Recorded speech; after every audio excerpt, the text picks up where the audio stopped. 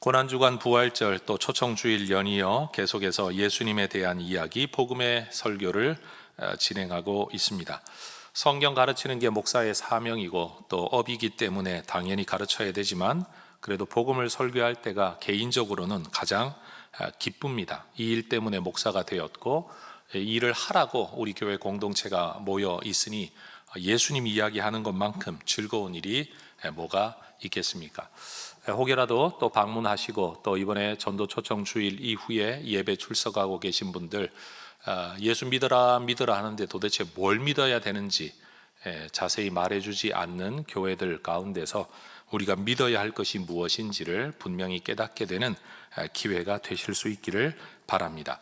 예수 죽음이 가지고 있는 여러 가지 의미가 있어서 오늘 그리고 다음 주일에 연이어서 이 말씀을 좀 살펴보려고 합니다. 예수 죽음의 의미. 자, 설교를 시작합니다. 성경이 그 시기와 방법을 우리에게 분명히 기록해 남겨주고 있지 않아서 우리가 알 수는 없지만 세례 요한이 했던 말에 근거해서 보면 세례 요한은 자기를 통해 세례를 받을 사람 중에 메시아가 있을 것이라는 하나님의 지시와 직접적인 음성을 들었던 것 같습니다. 너 세례 베풀어라 라는 것도 하나님의 지시였고 동시에 네가 세례를 베푸는 중에 누군가에게 성령이 임하는 것을 보거든 그가 바로 메시아인 줄을 알아라 라는 말씀을 세례 요한이 들었다라는 겁니다. 그러니 그 수많은 사람들이 세례 요한을 거쳐 세례를 받을 때 요한은 얼마나 궁금했을까요? 과연 누가 성령이 그 위에 임하여 메시아일까? 그는 세례를 베푸는 사역 자체도 굉장히 은혜로운 일이었지만 메시아가 내 눈앞에 나타나게 될 거라는 사실 앞에 그는 굉장히 기대에 차 있었을 겁니다. 이후 세례 요한은 예수님이 세례를 받으실 때 그 위에 성령이 임하는 것을 목격하였죠.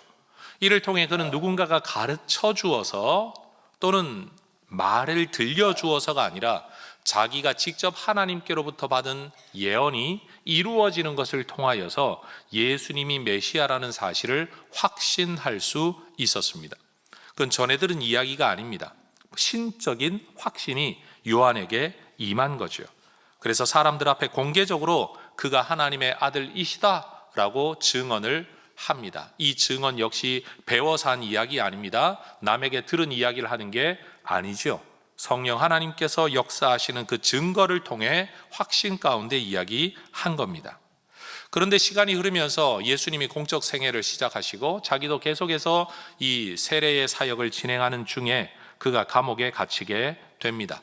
자기에게 죽음이 다가오고 있다는 사실을 그는 깨닫게 됩니다. 그 순간 세례 요한은 예수님이 진짜 메시아가 맞는지를 한 번 더 확인하고 싶었던 모양입니다.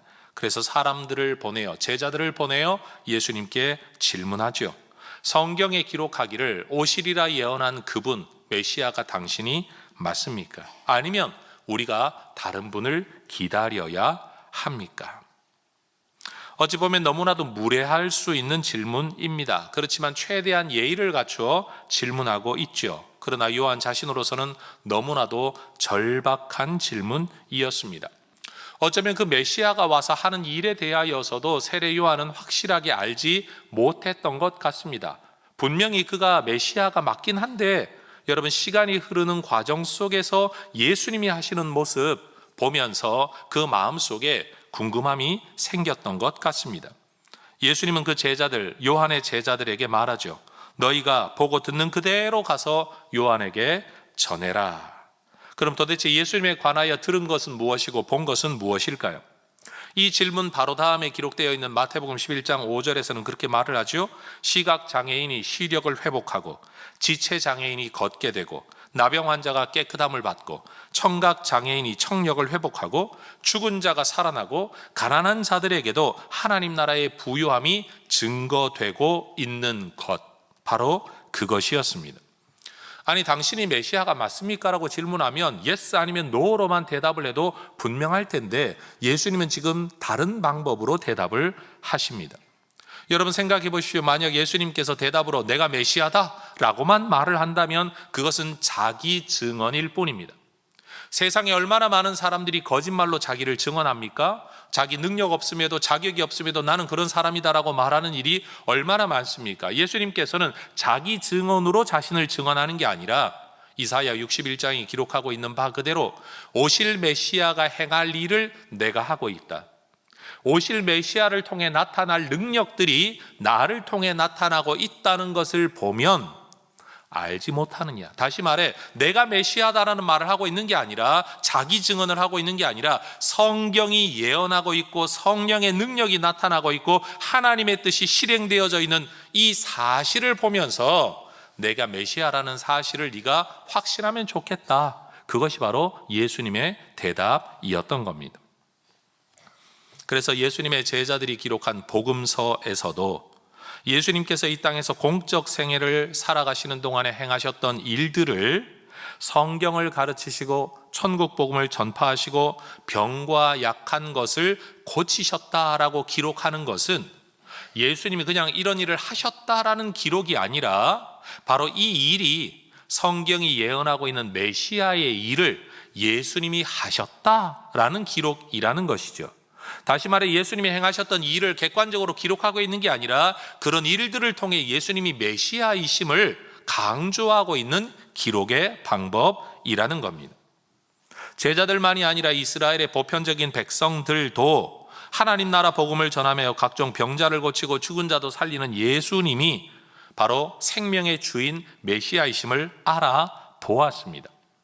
여러분, 일반 백성들도 예수님이 하나님이 보내신 그분, 오시리라 한 그분이라는 걸 믿었다라는 겁니다.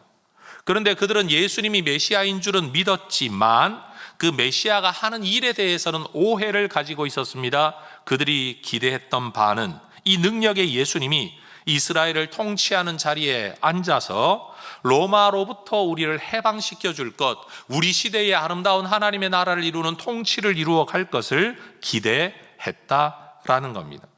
그러나 예수님께서는 일반 대중이 기대하는 그런 통치자의 길을 걷지 않으십니다. 여러분 한번 생각해 보십시오. 그 시대 사람들 입장에서는 메시아가 우리의 왕이 되어 우리를 통치하면 너무 좋겠지만 여러분, 결국 메시아로 온 그분도 인간이었습니다. 언젠가는 그 통치가 끝날 겁니다. 언젠가는 그분도 떠날 겁니다. 여러분, 그렇다고 한다면 하나님의 나라 메시아가 결국 한 시대만을 위해 존재하는 메시아라고 한다면 그 메시아의 통치가 영원할 수는 없는 겁니다. 또 다른 왕이 그 자리에 오르게 된다면 여러분, 앞에서 만들어 놓았던 놀라운 평화, 아름다운 하나님의 나라를 얼마든지 망가뜨릴 수 있는 것 아니겠습니까? 사람들은 자기 시대만 생각하고 있었습니다. 그러나 하나님께서 원하셨던 하나님의 나라는 세상에서 잠시 잠깐 사라지는 통치자의 모습이 아니었습니다. 예수님은 사람들이 기대하는 구세주의 길이 아니라 하나님이 계획하신 구세주 메시아의 길을 걸으십니다. 세상에 잠시 썩어 없어질 권세를 가지고 썩어 없어질 통치, 언젠가는 허물어질 통치를 이루는 게 아니라 인간에게 영원한 생명을 주시려는 하나님의 말씀과 뜻이 이루어지는 구원의 길을 열어 가시는 겁니다. 오늘날 우리도 우리 하나님께서 우리에게 뭔가를 행하시면 좋겠다라고 내 삶의 현실만을 생각하며 하나님의 뜻을 해석하려고 하는 경우가 있습니다. 그러나 하나님은 단순히 지금 나에게만이 아니라 인류 영원토록 보편적으로, 특별히 예수의 사건은 역사적 사건, 유일한 사건 아닙니까? 여러분, 2000년 전에 있었던 그 시대만 좋아질 역사라면 그건 하나님 나라라고 말할 수가 없는 겁니다.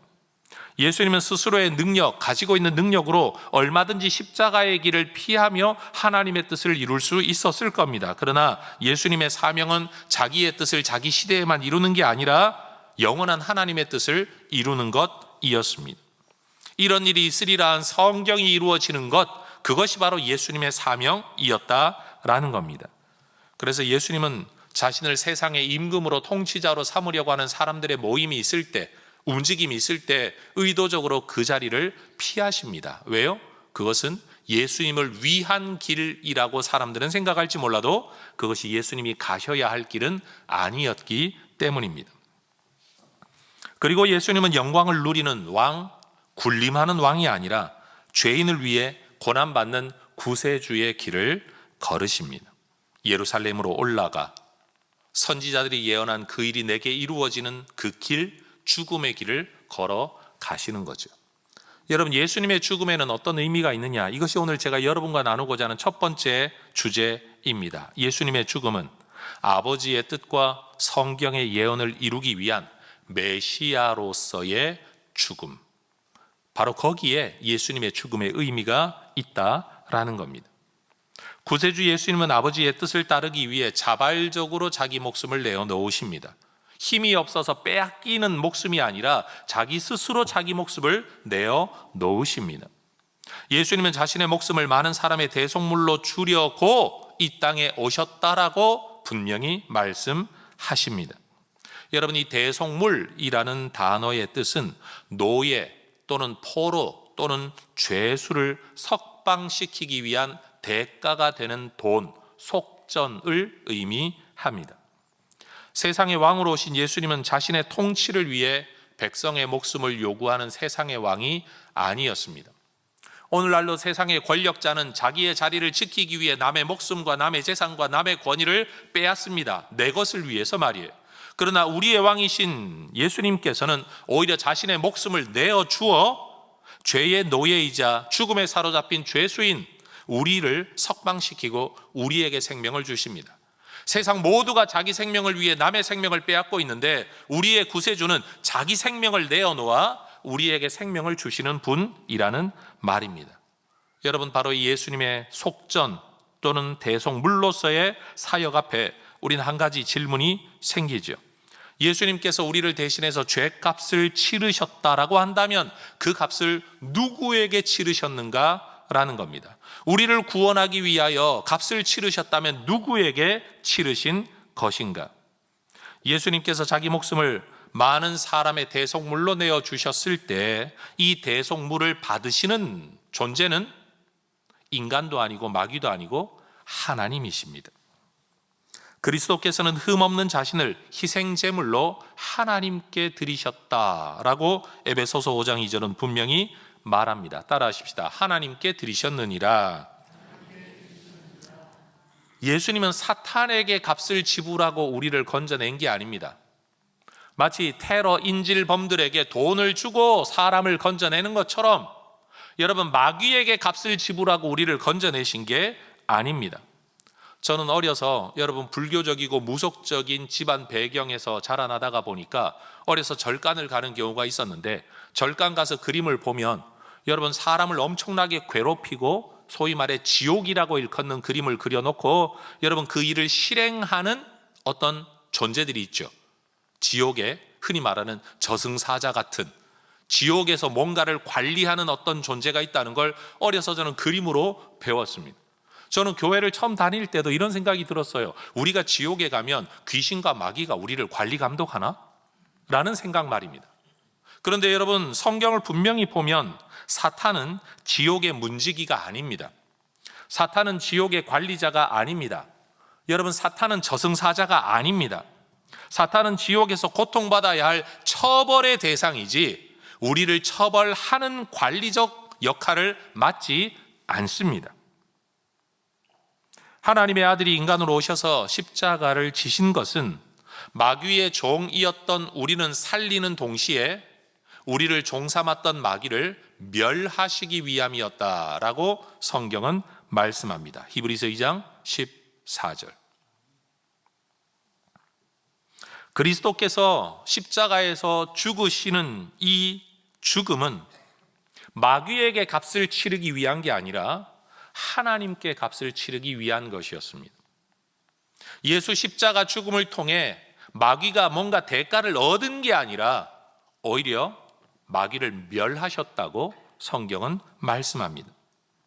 하나님은 인류 구원을 위해서 속이는 자요 거짓말장인 거짓의 아비인 마귀와 어떤 협상도 하지 않으셨습니다.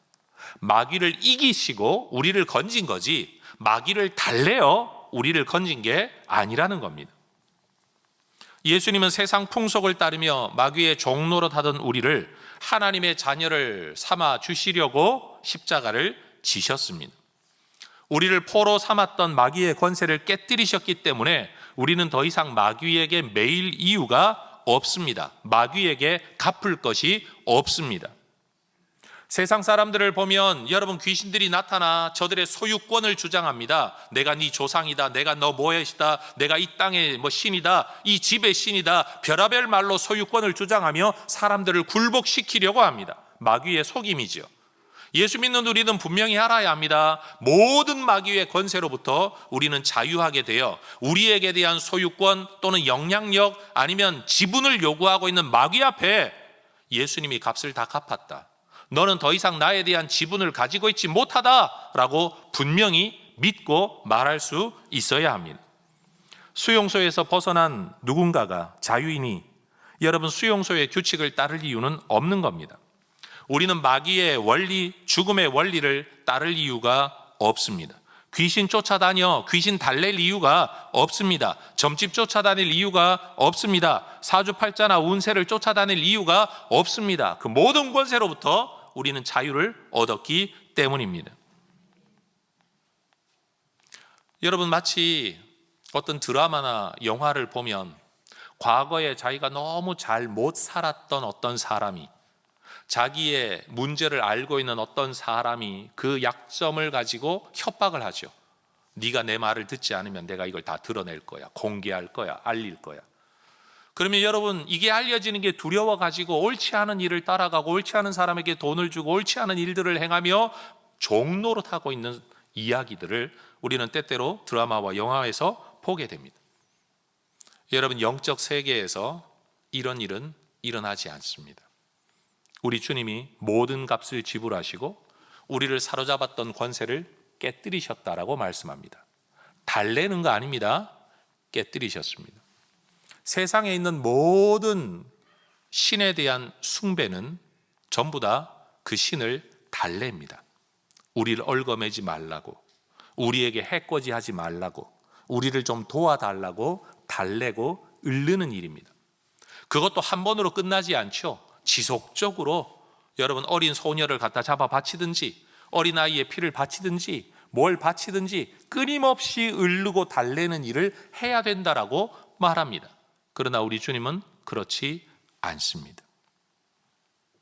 하나님의 정죄로부터 우리를 해방시키는 속전은 그리스도의 생명, 십자가에서 이루어진 일입니다. 예수님이 우리 대신 하나님께 값을 지불하셨기 때문에 우리는 심지어 하나님 앞에서도 자유합니다. 자격이 내게 있어서가 아니라 예수님 때문에 말이에요. 때때로 신앙이 있다라고 말하는 분들이 하나님 앞에 나와 그렇게 기도합니다. 하나님, 나는 죄인입니다. 죽을 죄인입니다. 면목이 없습니다. 지난 한 주가 엉망으로 살았습니다. 그러면서 끊임없는 죄책감에 하나님 앞에 나와 기도하면 우리는 그 사람 대단히 신앙이 있구나, 믿음이 있구나 라고 생각합니다. 그런데 여러분, 이런 상상 한번 해보십시오. 자식이 큰 잘못을 저질렀는데 부모님이 그 모든 값을 다 갚았다고 칩시다. 그러고는 자식을 집에 데려다 앉혀놓고 야, 밥이나 먹자 하고 밥상 앞에 앉았는데, 아버지, 저는 이 밥을 먹을 자격이 없습니다. 저 같은 놈은 죽어야 마땅합니다. 여러분, 한쪽으로는 이놈이 뉘우치고 있구나라는 생각을 할 수는 있지만, 됐다, 먹어라, 끝났다 라고 부모님 말할 거 아니에요. 그런데 그게 끝이 아니라, 자자, 저는 집에서 잘 자격이 없습니다. 베란다에서 자겠습니다. 야, 옷이라도 한 벌 사러 가자. 저 같은 놈이 무슨 옷을 입습니까? 만약 이런 일이 계속 이어진다고 한다면 여러분, 그런 놈은 뒤통수 얻어맞아야 됩니다. 우리가 하나님 앞에 신앙이 있다라고 말한다는 건 뭐에 대한 신앙이냐면, 내가 죄인이라는 걸 아는 신앙을 넘어서서 내 죄보다 예수의 피가 크다, 내 죄보다 예수님의 대가 지불이 크다는 걸 알고 그 은혜에 감사할 줄 아는 것이 믿음인 거지, 내 죄를 더 크게 보면서 예수 십자가는 믿기는 믿지만 내 죄가 더 큽니다 라고 생각을 하며 하나님 앞에 나와서 날마다 질질 짤고 있다면 여러분, 이건 올바른 신앙이라고 말할 수가 없습니다. 자, 따라하십시다. 내 죄보다 십자가 희생이 큽니다. 여러분, 우리의 죄보다 하나님의 은혜가 큰 줄로 믿습니다. 많은 그리스도인들이 예수님의 은혜를 믿기는 믿지만 예수 은혜보다 자기 죄가 더 크다고 생각하는 분들이 있어요. 그것이 마치 내가 죄인인 걸 인정하는 대단한 믿음인 것 같지만 예수 십자가의 완전성을 믿지 못하는 이단적 사고방식이에요. 꼭 기억하시기 바랍니다. 예수의 은혜가 나의 모든 것을 속하셨다. 십자가의 죽음이 우리의 대속물과 속전이 되어 값을 다 지불했다. 더 이상 이 문제에 관하여 해결할 것이 남아있지 않다라는 겁니다. 예수님이 우리를 쥐고 있던 마귀를 멸하셨습니다. 그래서 우리는 마귀로부터도 자유합니다. 예수님이 우리의 모든 죄값을 지불하셨습니다. 그래서 우리는 죄책감으로부터도 자유합니다. 그래서 예수님의 죽음은 우리 죄의 대가를 지불하고 마귀의 세력을 멸하기 위한 죽음이었다. 예수 죽음에 바로 이런 의미가 담겨 있다는 것을 알아야 할 겁니다. 이것이 두 번째 예수 죽음의 의미입니다. 세 번째 주제입니다. 저는 은혜라는 단어를 이렇게 해석하기를 좋아합니다. 받을 자격 없는 사람에게 베풀어지는 호의, 그게 은혜이다. 그런 점에서 죄에 대한 용서도 은혜를 전제로 합니다. 자격은 없지만 여러분 용서해 주는 것, 그게 은혜죠. 대가를 전제로 하는 용서, 값을 이미 치루어버린 용서를 가지고 은혜라고 말하지 않습니다.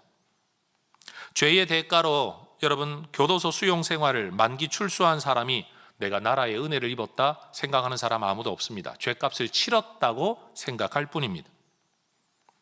대가 있는 용서 아니라 대가 없는 용서가 진짜 은혜인 겁니다. 그런데 여러분 문제가 있습니다. 우린 인생 경험을 통해서 대가 없는 용서만으로는 충분하지 않다라고 느낄 때가 있습니다.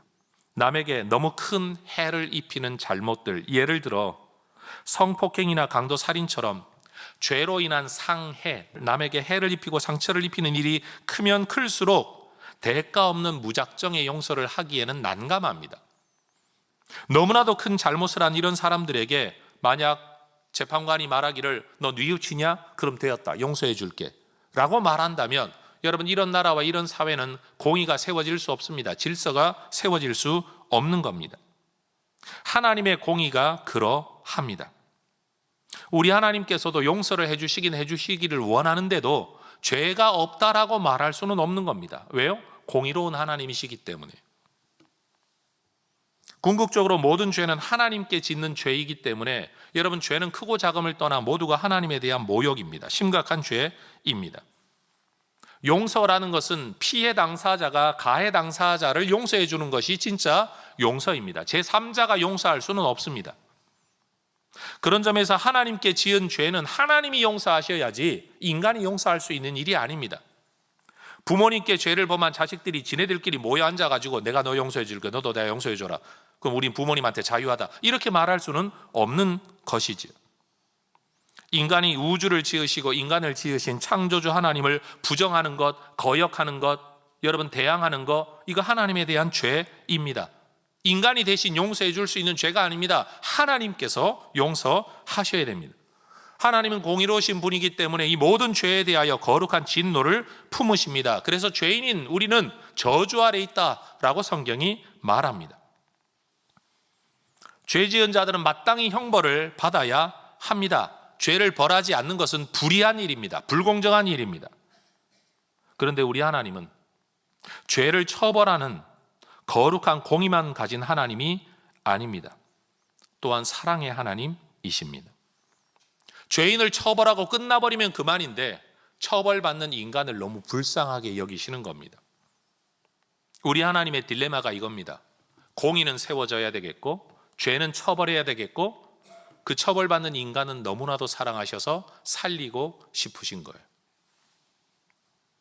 만약 하나님이 공의롭지 않은 분이라고 하면 처벌하고 싶을 때 하고 하기 싫을 때 안 해버리면 됩니다. 죄가 아무리 있더라도 처벌 안 해버리면 그만입니다. 절대 주권자니까. 그런다고 한들 누가 하나님께 대들 수 있겠습니까? 그런데 하나님의 공의로운 성품, 능력이 아니라 그 성품이 이를 허용하지 않습니다. 만약 하나님이 사랑이 없는 분이라면 사람들이 처벌받아 영원히 죽든 말든 내버려 두면 그만일 것 아닙니까? 어차피 지가 잘못한 일인데 하나님이 그걸 가지고 안타까워할 일이 뭐가 있습니까? 그런데 우리 하나님은 죄에 대해서는 처벌하셔야 되겠고 사람은 살리고 싶은 것이 우리 하나님의 사랑이셨습니다. 그래서 우리 하나님께서는 그 공의와 그 사랑의 하나님께서는 우리를 용서해 주시려고 동시에 우리의 죄를 처벌하시려고 죄를 알지도 못한 당신의 아들 그리스도에게 우리 죄의 책임을 다 뒤집어 씌우시고 그에게 처벌하십니다. 우리 죄값을 그에게 다 벌하십니다. 그리고는 우리를 용서해 주십니다. 고린도후서 5장 21절이 말하는 것처럼 죄를 알지도 못하신 이를 우리를 대신해 죄로 삼으십니다. 하나님께서 죄를 알지도 못하시는 그리스도에게 죄의 책임을 뒤집어 씌우시는 방법이 바로 십자가의 죽음, 형벌이었습니다. 예수님이 인간의 죄를 대신하려면 그분은 인간이어야만 했습니다. 인간이어야 인간을 대신할 수 있죠. 예수님이 인간의 죄를 해결하시려면 그분 자신이 죄가 없는 분이어야 했습니다. 그래서 하나님께서는 그 아들을 인간으로 보내시고 죄 없는 인간으로 보내시고 인간의 죄를 짊어지고 그 저주의 값을 치르게 하신 겁니다. 여러분, 예수님의 십자가 앞에서 우리는 이것을 깨달아야 합니다. 우리의 죄가 다른 어떤 것으로도 해결받을 길이 없었다는 사실. 예를 들어 내가 노예가 되고 내 자식이 노예가 되고 자식의 자식이 노예가 되고 천대를 이루도록 노예살이를 한다고 할지라도 해결될 수 없는 문제가 우리의 죄 문제였다는 말입니다. 인간이 가지고 있는 그 무엇으로도 우리의 죄값을 치르겠다고 달려들어도 우리의 죄는 사라지지 않을 만큼 우리의 죄는 심각했었다는 사실입니다. 우리는 생각할 수 있습니다. 우리가 뭐 그렇게 잘못했냐? 그런데 여러분, 죄에 대한 처벌을 하는 공의로운 하나님 앞에는 우리의 죄가 그만큼 심각했다라는 사실입니다. 오직 하나님이 자기 아들을 내어 놓으셔야만 해결이 될 만큼 우리 죄 문제가 심각했다는 말입니다. 다른 어떤 방법으로도 우리의 죄값을 갚을 길이 없었기 때문에 이 길을 택하셨다는 사실입니다. 더군다나 이러한 대속의 제물 되신 대리자는 우리가 부탁해서 오신 것도 아닙니다. 우리가 문제를 풀어보려고 애썼더니만 잘 안 됩니다. 좀 도와주십시오. 하나님 어떻게 좀 해주세요. 우리가 하나님께 요청해서 이분이 오신 게 아니라 우리가 우리 죄를 알기도 전에 하나님이 먼저 이분을 보내셨습니다. 우리가 우리 자신이 죄인인 줄도 알지 못하고 죄의 값이 얼마나 무서운지도 알지 못하고 죄 문제의 해결을 요청하지도 않았을 때 하나님께서 우리를 살리시려고 이 일을 행하신 겁니다. 그래서 오늘 로마서 5장 8절이 말하는 것처럼 우리가 여전히 아직 죄인일 그때에 그리스도께서 우리를 위하여 죽으심으로, 그 앞에 하나의 표현이 빠져 있죠. 하나님께서 그 아들을 우리에게 보내셔서 그 그리스도가 우리를 위하여 죽으심으로 하나님께서 우리를 얼마나 사랑하시는지 증거로 보여주셨다라는 겁니다. 우리는 십자가 앞에서 하나님이 어떤 분인가를 알게 됩니다. 얼마나 공의로운 분인가, 얼마나 사랑의 하나님인가. 그리고 우리는 십자가 앞에서 우리를 향한 하나님의 사랑을 알게 되고 이 일을 이루기 위한 하나님의 오랜 계획을 알게 됩니다. 만약 우리가 하나님 앞에서 나 자신이 죄인인 것을 인정하고 그리스도의 십자가의 처벌이 내 죄를 대신한 처벌이라는 것을 믿게 된다면 여러분, 우리는 더 이상 처벌받지 않아도 됩니다. 왜요? 내 죄에 대한 처벌이 이미 이루어졌기 때문에. 이중 처벌하지 않잖아요, 세상 법도. 더군다나 그리스도의 십자가 사건이 여러분 세상의 법보다 더 큰 효력을 가지는 이유는 그리스도의 십자가의 처벌은 우리의 죄의 행위에 대한 처벌만이 아니라 우리의 죄인됨이라는 존재에 대한 처벌이기도 했다는 사실이에요. 그래서 많은 사람들이 오해하는 게 이겁니다. 내가 예수 믿고 구원 얻는다 그래서 예수 믿기 이전의 모든 죄를 죄인입니다라고 고백하고 처벌을 받고 예수 십자가 믿으면 구원 얻은 건 내가 믿어지는데, 왜? 예수님 십자가 이미 지셨으니까. 근데 예수 믿고 난 뒤에 짓는 죄는 이거 어떡할 거냐 이거. 그런데 어떤 분들은 이건 회개해야 용서받는다라고 말하는 분들이 있어요. 물론 회개해야 됩니다. 인정해야 됩니다. 그런데 더 중요한 게 있습니다. 예수님의 십자가 죽음은요, 우리에게 드러난 행위에 대한 처벌값만 가지신 게 아니라 우리 존재 자체가 죄인 되었다는 사실을 대신하기 위한 죽음이었기 때문에 이미 지은 죄뿐만이 아니라 지을 죄에 대한 처벌도 이미 십자가에서 다 이루어졌다는 사실입니다. 우리의 죄된 행위에 대한 처벌이라면 예수님도 행위로만 대가를 지불하시면 되었을 겁니다. 근데 우리가 해결할 수 없는 죄인 됨에 대한 문제를 해결하셔야만 되었기 때문에 이 존재의 문제를 해결하시기 위해 예수님께서도 자기 존재를 내어 주신 겁니다. 우리 예수님의 십자가 사건은 유효합니다. 영원합니다. 두 번 다시 십자가가 필요 없는 실효적인 사건이라는 사실입니다. 세상의 모든 종교를 한번 들여다보세요. 신들이 능력이 있다, 아니면 뭐 전지하다라고 말한다고 할지라도 결국 그 신들이 인간에게 베푸는 은혜라는 것은 신이 가지고 있는 능력의 일부를 인간에게 나누어 주는 겁니다. 가지고 있는 능력으로 도움을 주는 것, 그게 전부입니다. 그러나 우리가 믿는 하나님은 자신이 가진 능력을 가지고 인간에게 필요한 뭔가를 부스러기처럼 던져주는 분이 아니라 그 모든 능력이 있음에도 불구하고 그것을 잠재하고 자기 자신을 우리에게 내어주셨습니다. 돈 있는 사람에게 돈 좀 주세요 하면 돈 줘버리면 끝납니다. 그런데 돈 있는 사람이 돈 있는 거 다 내려놓고 내 목숨을 너를 위해 주겠다? 세상에 이런 사람이 어디 있습니까? 여러분, 우리의 하나님은 세상이 말하고 있는 만들어낸 종교의 어떤 신과도 다르다는 사실을 우리는 알아야 합니다. 십자가는 분명 우리에게는 은혜입니다. 그런데 예수님에게는 희생적 순종이었습니다. 예수님의 죽음은 하나님의 공의와 하나님의 사랑을 만족시키기 위한 희생적인 죽음이었다라는 말입니다. 오늘 이 설교를 듣고 있는 여러분, 우리가 왜 예수를 믿습니까? 세상의 많은 성인 중에 하나인 것처럼, 현자 중에 하나인 것처럼, 지도자 중에 하나인 것처럼 우리가 예수를 믿고 따르는 거 아닙니다. 그들은 우리 문제를 완전히 해결 못합니다. 그러나 예수님은 우리의 죄 문제를 완전히 해결하셨습니다. 하나님과 우리 사이를 완전히 열어두셨고 마귀와 우리 사이를 완전히 끊어두셨습니다. 그리고 우리의 지은 죄에 대한 문제만이 아니라 지을 죄에 대한 문제를 포함해 죄인됨의 본질의 문제까지도 우리 예수님은 해결하셨습니다. 이게 십자가 구속의 완전성입니다. 이 십자가의 사랑이 누구에게 유익되며 얼마나 많은 사람을 구원할 수 있을까요? 디모데전서 2장의 말씀을 보면 바울은 우리의 유일한 중보자가 되시는 그리스도께서 모든 사람을 위하여 자기를 대속물로 주셨다고 기록합니다. 이때 우리가 생각해야 될 주제가 있습니다.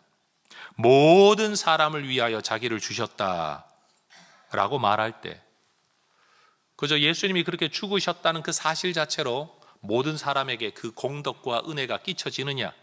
그건 아니라는 겁니다. 나를 하나님과 단절시킨 것은 인류의 보편적인 죄 또는 남의 죄가 아니라 나의 죄입니다. 그렇기 때문에 내 스스로가 하나님 앞에 이 문제에 대한 해결을 해야만 됩니다. 우리는 길 잃은 자였고 생명 잃은 자였고 하나님 나라의 외인이었고 죽은 자였고 또 영원히 죽을 자입니다. 여러분, 구원은 집합적으로 이루어지지 않습니다. 내가 어디에 줄만 잘 서면 저절로 구원받는 거 아니라는 말입니다. 내 마누라가 예수 믿으니까 나 그 마누라 바지가랑이라도 붙들고 치맛자락이라도 붙들고 구원받게 될 거다, 그런 일 절대 일어나지 않는다라는 겁니다. 예수님이 우리를 위해 죽으셨다 하더라도 우리에게 대한 구원이 저절로 이루어지는 게 아니라 요한복음 1장 12절은 말해요. 영접하는 자, 믿는 자에게만 구원이 이루어진다고 말씀합니다. 그리스도께서 자신을 내어주신 이 일, 이 의미를 가진 죽음을 죽어주신 이유는 우리를 위한 일이기도 하지만 이게 나를 위한 일이라는 믿음의 고백이 있을 때 비로소 우리가 하나님의 자녀가 되는 겁니다. 그런 고백을 하는 하나님의 자녀가 모였을 때 그것이 하나의 집합적으로 하나님의 백성, 하나님의 교회 공동체, 하나님 나라 백성이 되는 겁니다. 여러분, 예수님의 죽음은 그저 남 유익 끼치기 위해 내 목숨 하나 내놓은 정도, 그 정도가 아닙니다.